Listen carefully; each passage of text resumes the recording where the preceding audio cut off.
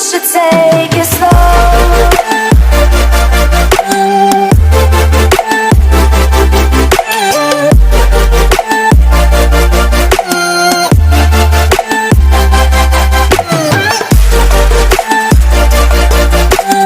नमस्ते दोस्तों, मैं हूं आपका दोस्त निशांत और आज मैं फिर से एक नई कहानी के साथ प्रस्तुत हूं।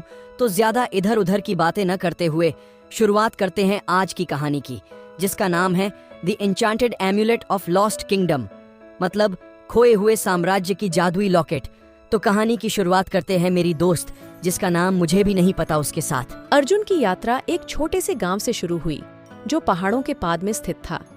वह अपने साहस और बुद्धिमत्ता के लिए जाने जाते थे, लेकिन वह एक साधारण लड़का था जब तक उसने खोए हुए साम्राज्य की जादुई लॉकेट ढूंढने की अपनी भविष्यवाणी का पता नहीं लगाया।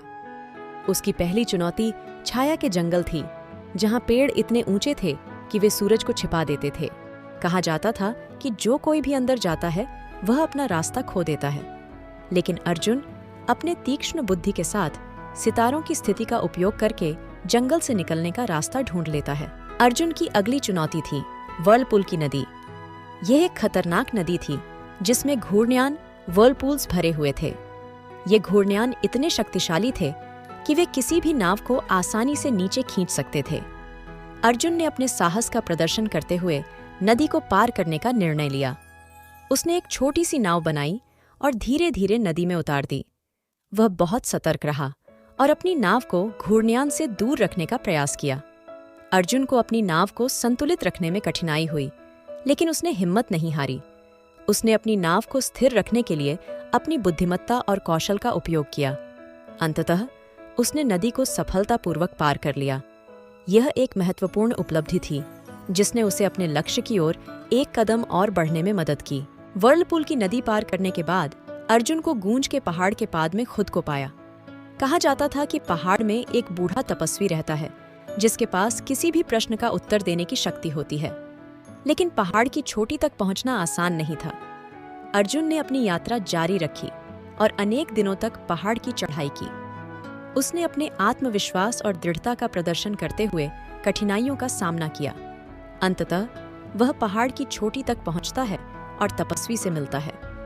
तपस्वी ने अर्जुन को खोए हुए साम्राज्य की जादुई लॉकेट की खोज में मदद की और उसे अपने अगले पड़ाव की दिशा दी। तपस्वी के मार्गदर्शन के बाद अर्जुन को अगले पड़ाव की ओर बढ़ने की दिशा मिल गई। उसका अगला लक्ष्य था अग्नि की गुफा। यह एक ऐसी जगह थी जहां अनेकों वर्षों से अग्नि कभी नहीं बुझी थी। इसके बीच में ही खोए हुए साम्राज्य की जादुई लॉकेट छिपी हुई थी। अर्जुन ने अपने साहस और बुद्धिमत्ता का प्रदर्शन करते हुए अग्नि की गुफा में प्रवेश किया। वहां उसने अपनी बुद्धि का उपयोग करके लॉकेट को ढूंढने का प्रयास किया। यह एक ऐसी जगह थी जहां अनेकों वर्षों से अग्नि कभी नहीं बुझी थी। गुफा के अंदर जाना एक बड़ी चुनौती थी, क्योंकि गर्मी और धुआं असहनीय था।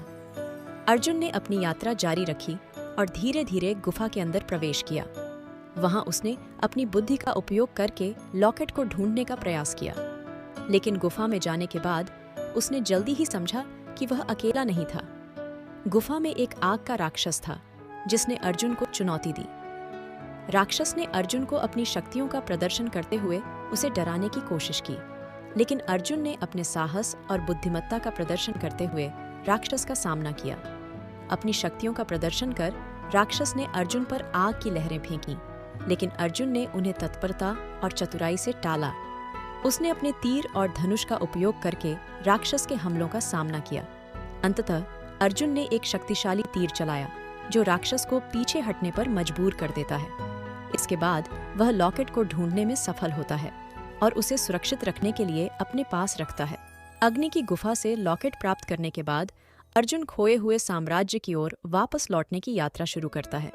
हालांकि वापसी की यात्रा आसान नहीं थी। उसे वीरान रेगिस्तान को पार करना पड़ा, जो एक विशाल और जलहीन विस्तार था जहां सूरज निर्दयता से धूप देता था। लॉकेट को अपनी गर्दन में लटकाते हुए अर्जुन जलती रेत में चलता रहा। उसे गंभीर निर्जलीकरण और थकान का सामना करना पड़ा, लेकिन उसकी दृढ़ता कम नहीं हुई। उसने तपस्वी के बुद्धिमान शब्दों को याद किया और उनसे शक्ति ली। अंततः निरंतर मेहनत के कई दिनों के बाद वह खोए हुए साम्राज्य को पहुंचता है, जहां उसे अपनी अंतिम चुनौती का सामना करना था। खोए हुए साम्राज्य को पहुंचने के बाद अर्जुन को अपनी अंतिम चुनौती का सामना करना था।